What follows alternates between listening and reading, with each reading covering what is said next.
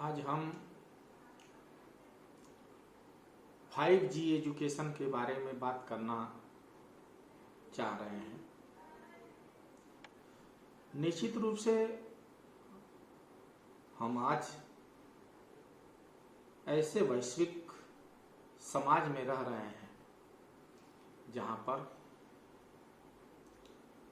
1G, 2G, 3G, 4G, 5G। आज हम बात कर रहे हैं 5G एजुकेशन सिस्टम के बारे में। नया कॉन्सेप्ट है और निश्चित रूप से ये 5G एजुकेशन, ये जो वर्ड है टेलीकॉम सेक्टर का, ये बज़वर्ड है। ये जनरेशन रिलेटेड है कि जैसे हम टेलीकॉम सेक्टर में इंटरनेट को चलाने के लिए, डेटा ट्रांसफर के लिए 3G है, तब तक 4G आ गया। तो 3G की स्पीड कम हो गई तो पूरे देश ने 4G की तरफ अपना पैराडाइम शिफ्ट कर लिया। इसी प्रकार से आज ये देखने को आ रहा है कि पूरा देश डेटा ट्रांसफर की जो अपडेट टेक्निक है उसमें मार्च 2021 तक, अर्थात एक वर्ष के भीतर ही हम 5G टेलीकॉम सेक्टर में जाने के लिए तत्पर हैं। इस संदर्भ में थोड़ा सा हम अगर अवलोकन करें, आल्विन टॉफलर का नाम लिया जाता है। आल्विन टॉफलर एक अमेरिकन लेखक और भविष्य शास्त्री थे। अक्टूबर 1928 में इनका जन्म हुआ और जून 27, 2016 को इनका निधन हुआ। इसलिए आल्विन टॉफलर का हम नाम लेना चाहते हैं कि इनकी कुछ रचनाएं ऐसी रही हैं, भविष्य शास्त्री होने के नाते, फ्यूचरोलॉजिस्ट होने के नाते इन आल्विन टॉफलर ने इनकी जो रचनाएं हुई उसमें फ्यूचर मैगजीन का नाम लिया जाता है। फ्यूचर शॉक 1970 में, द थर्ड वेव 1980 में और पावर शिफ्ट 1990 में। इन रचनाओं के माध्यम से ही इन्होंने अपने भविष्य के बारे में एक पूर्व कथन किया। भविष्य शास्त्री के रूप में इन्होंने पूर्व कथन करके ये चीज कहा। 1970 में कहा, yesterday violence was power, today wealth is power and tomorrow knowledge will be power. इस प्रकार हम देखें तो पूरे वैश्विक परिदृश्य में पहले बल का पैमाना युद्ध या हिंसा हुआ करती थी। इसके बाद वेल्थ मनी, और आज हम, जबकि 1970 में ही आल्विन टॉफलर ने ये अपना घोषणा कर दी कि आने वाले समय में वही देश वैश्विक परिदृश्य पर सबसे पावरफुल होगा जिसके पास नॉलेज होगा। और निश्चित रूप से आज हम देख रहे हैं कि knowledge generation, knowledge creation, knowledge management, we are living in knowledge era, digital era, digital learning, इस तरह से सारे जो हमारे पास ट्रेंड आ रहे हैं, हम इस चीज को देख रहे हैं। और इन्होंने 1970 में ही कहा इंफॉर्मेशन ओवरलोड, एक टर्म यूज किया इंफॉर्मेशन ओवरलोड, और फ्यूचर शॉक में इन्होंने ये चीज कहा कि जो डिजिटल कम्युनिकेशन रिवॉल्यूशन ही आने वाले समय में समाज को प्रभावित करेगी। 1998 में इन्होंने अपने पावर शिफ्ट में कहा कि society needs people who take care of elderly and who know how to be compassionate and honest. Society needs people who work in hospitals. Society needs all kinds of skills that are not just cognitive, but they are emotional, they are affectional. You cannot run the society on data and computers alone. In Future Shock, he stated, tomorrow illiterate will not be the man who can not read. He will be the man who has not learned how to learn.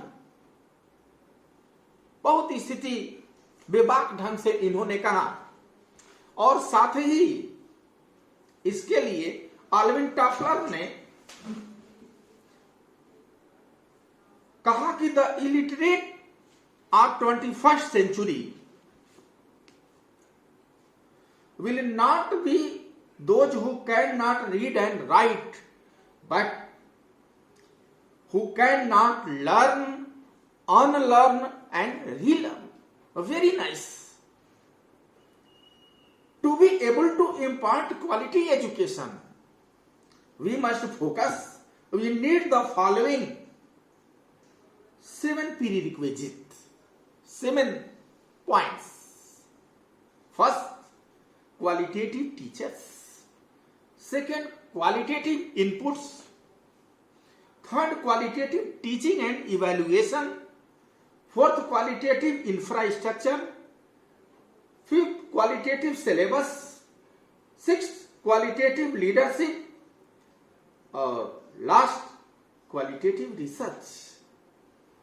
Then इसके बाद Allwyn Toffler ने यह चीज कहा कि आने वाले समय में इलिटरेट पूरे ग्लोबल लेवल पर वो नहीं होगा who cannot read and write, but a people who cannot learn, unlearn and relearn. बहुत अच्छा जिसे चीज इस चीज को उन्होंने कहा। इस संदर्भ में स्थिति ये है कि हमारा जो समाज है, आज देख रहे हैं टेलीकॉम सेक्टर में 3G हम चल रहे हैं तब तक 4G आ जा रहा है, 4G हम चल रहे हैं तो 5G आ जा रहा है, और 5G लेटेस्ट टेलीकॉम सेक्टर का हमारा ये बजवर्ड है। इस दृष्टि से हमारी चुनौती है कि आज जो पैराडाइम शिफ्ट हुआ है वो इलेक्ट्रॉनिक लर्निंग की तरफ हुआ है, डिजिटल लर्निंग की तरफ हुआ है, डिजिटल ट्रांसफॉर्मेशन की तरफ हुआ है। We are living in e learning era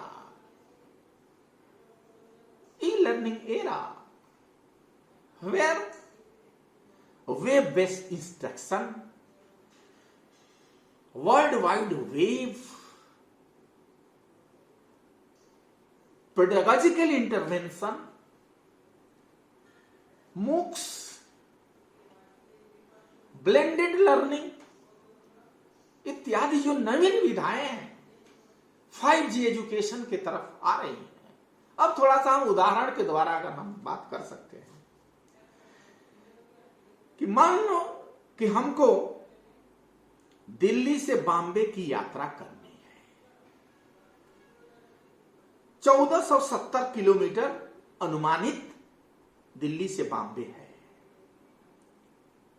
वहां पर पहुंचने के लिए जो हमारे पास साधन है, यदि हम फ्लाइट से जाते हैं 1470 किलोमीटर तो मात्र हम 2 घंटे में पहुंच जाएंगे। यदि हम दुरंतो ट्रेन से जाते हैं तो 15 घंटे के अंदर वहां उस दूरी को हम तय कर लेते हैं। यदि हम टैक्सी से बाई रोड जाते हैं तो उस दूरी को हम NH-48 के द्वारा 24 आवर्स में जिसे कवर कर सकते हैं। और यदि उसी दूरी को 1470 किलोमीटर को यदि हम बुलक कार्ट बैलगाड़ी से यदि हम दूरी को पूरा करें तो वो दूरी को हमको 25 days with various halts at many places, रुकते हुए हमको 25 दिन लग जाएंगे। इसी प्रकार से आज जो हमारा एजुकेशन सिस्टम है, इसे चॉक एंड टॉक मेथड, कि यदि हम चॉक एंड टॉक मेथड तक ही यदि हम अपने को सीमित रखें तो ग्लोबल लेवल पर, ग्लोबल एजुकेशन सिस्टम के ऊपर हम काफी पीछे छूट जाएंगे। हमको 1G से 5G एजुकेशन की तरफ पैराडाइम शिफ्ट करना होगा, क्योंकि निश्चित रूप से यदि हम बात करें 5G एजुकेशन की तो 5G education focus option of learning and acquiring knowledge, skill and expertise at the fast pace like travelling through flight. It requires specialization at an early age, keeping the destination in the mind and using various options available for learning.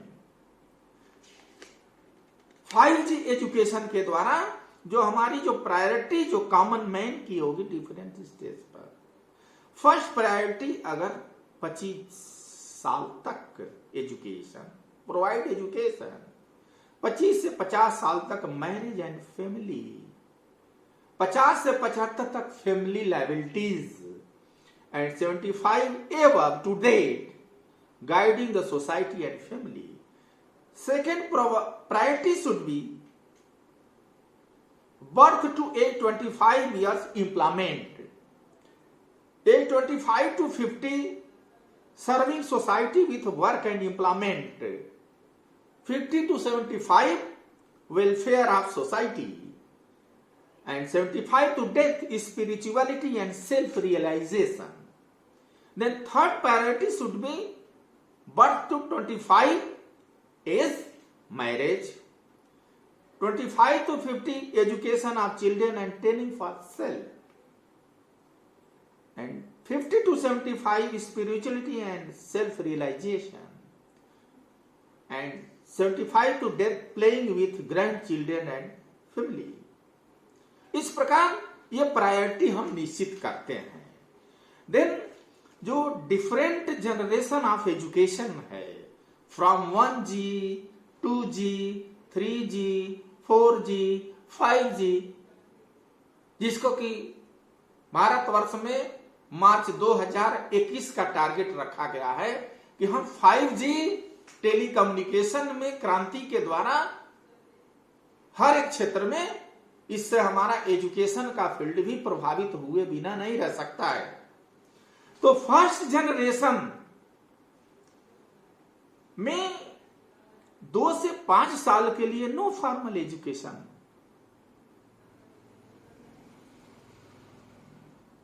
As 28 to 80 educated Indian as colour.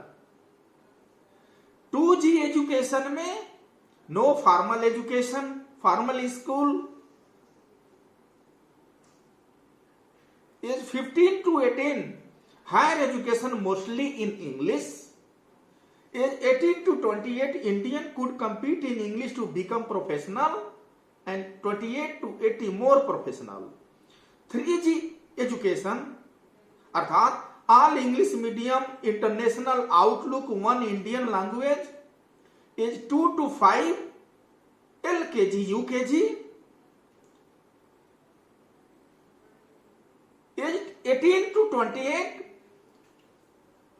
competition becoming less, lots of entrance exam, and 28 to 80, more migration to USA and other foreign countries for good job, internationalization of higher education. Then 4th G education, English medium but inclination towards India. Age 2 to 5, use of internet started happening. Some students learn from internet. Then age 5 to 10, age 10 to 15, age 15 to 18, and age 18 to 28. Education evaluation due to advent of internet with knowledge, video available in YouTube videos. Exams becoming irrelevant since student can be entrepreneur learning from internet, but professional recruited by big system or through competitive exams. Focus on India started happening, but since there are large number of students waste their time in reading unnecessary facts for competitive exams in the internet era, there is a ample scope of development with a newer model of education. It starts up where fighting for survival since technology developing fast outside India in China, Japan, South Korea, etc. Then 5G education in India at rural area but making robot there. Basic education with the use of online and offline mode. Classroom focus mostly on language learning since many learning is done through smartphone. Focus on specialization in classroom training, professional subject, optional local history, local geography. Intern specialization, 5 years of super specialization with focused specialization from an early age. Indian company R&D can compete with the world. इस प्रकार हमारे पास जो 5G education एक discussion के लिए एक model है education के लिए। निश्चित रूप से ये हम कहने की स्थिति में नहीं है। उदाहरण से हमने बताया कि कैसे हम 1470 किलोमीटर की दूरी दिल्ली से मुंबई का है, यदि बुलक कार्ट से यदि हम जाते हैं तो हाल्ट लेते हुए 25 डेज लगेगा। यदि बाई रोड टैक्सी से यदि हम जाते हैं तो 25 आवर्स जैसे लगेगा। यदि हम दुरंतो ट्रेन से जाते हैं तो वो आपका 15 आवर्स लगेगा, और यदि फ्लाइट से जाते हैं तो 1470 किलोमीटर की दूरी को हम मात्र 2 घंटे में पूरा कर लेते हैं। तो निश्चित रूप से हम ये कहने की स्थिति में है कि जो 3G और 4G एजुकेशन है, इसमें जो एडवांसमेंट हो रहा है उसको देखते हुए हमको अनिवार्य रूप से जो इनोवेशन है, डिस्कवरी है, उसमें हमको आगे बढ़ना होगा। और आगे बढ़ करके आज जो नेचर ऑफ क्लासरूम है, कक्षा शिक्षण की जो जटिलताएं हैं, उनको समझते हुए निश्चित रूप से हमको पैराडाइम शिफ्ट करना होगा 3G to 5G, 4G to 5G education. और इसमें इसका मतलब ये नहीं हुआ कि हम इलेक्ट्रॉनिक लर्निंग की तरफ जाएंगे तो कैरेक्टर लर्निंग, सी लर्निंग, ई लर्निंग और सी लर्निंग, ई लर्निंग और सी लर्निंग में जो कन्फ्लिक्ट हो रहा है कि हम ई लर्निंग को छोड़ करके या सी लर्निंग को छोड़ करके निश्चित रूप से हम उनमें कोऑर्डिनेशन हमको रखना पड़ेगा। कि जो इलेक्ट्रॉनिक लर्निंग और कैरेक्टर फॉर्मेशन लर्निंग दोनों में कोऑर्डिनेशन जैसे वो रखे। एक बार पूछा गया कि सबसे मोस्ट पावरफुल इक्वेशन कौन सा है, साइंटिफिक और अनसाइंटिफिक। किसी ने कहा कि v बराबर u प्लस एटी, किसी ने कहा कि v स्क्वायर बराबर you square plus 2as। Bharat का नंबर आया तो भारत के तरफ से CSIR के जाने माने साइंटिस्ट और कृषि वैज्ञानिक क्रांति के जनक MS स्वामीनाथन ने कहा कि सबसे जो इक्वेशन है E बराबर F, education is equal to future, if there is no education there is no future of country, society, individual, and only society can not operate, regulate on the basis of internet or personal computer data। समाज को हमको संचालित करने के लिए निश्चित रूप से क्लासरूम टीचिंग में, क्लासरूम लर्निंग में, टीचिंग की तरफ से हमको लर्निंग के तरफ पैराडाइम शिफ्ट करना होगा और टीचिंग के तरफ से हमको पैराडाइम शिफ्ट लर्निंग के तरफ करना होगा। तो ये ध्यान रखना होगा, भारत के वैश्विक स्वरूप को ध्यान रखना होगा कि हम किसी एक पोल से दूसरे पोल पर जाने के लिए, अर्थात हम जो C हमारा पोल है, कैरेक्टर एजुकेशन है, चरित्र निर्माण की जो शिक्षा है, उसको छोड़ करके, उसको आइसोलेशन में रख करके हम 5G एजुकेशन के तरफ नहीं जा सकते हैं। क्योंकि जो डाइवर्सिटी है, भारत की वैश्विक विविधता है, ये हमारी जरूरत है कि इनको एक उसमें रखना होगा, एक कोऑर्डिनेशन रखना होगा और क्लासरूम टीचिंग लर्निंग में हमको ब्लेंडेड लर्निंग, क्लासरूम टीचिंग में हमको ब्लेंडेड लर्निंग को पालन करना होगा। Blended learning means face to communication, face to face communication in classroom teaching as well as online teaching, learning and skill।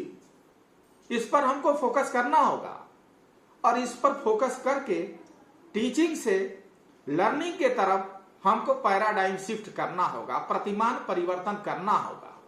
लेकिन दूसरे तरफ यह भी सत्य है कि हम एक वन साइडेड हो करके 5G के तरफ हम चलेंगे और 5G के तरफ जाएंगे तो निश्चित, लेकिन जो एक्सपेरिमेंट है इसके बिना वो हम ये नहीं कर सकते हैं।